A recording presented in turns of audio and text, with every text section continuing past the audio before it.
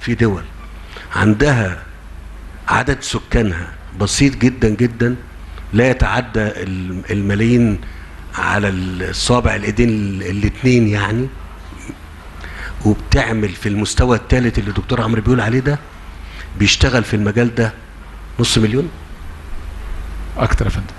طيب يعني واصلين ل 750,000 خلاص، من غير ما نقول اسم الدولة.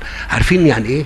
عارفين يعني ايه 700,000 بني ادم، 500,000 بني ادم، كل بني ادم يعمل 100,000 دولار، يعني 70 مليار دولار. يعني ايه؟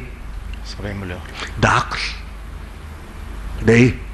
لا عايز مصنع ولا عايز حاجة خالص، ده عايز بس على الدماغ وحاسب. انا بقول كلام معقول؟ بالظبط يا فندم، هو ده اللي طيب. يعني نقطة مهمة.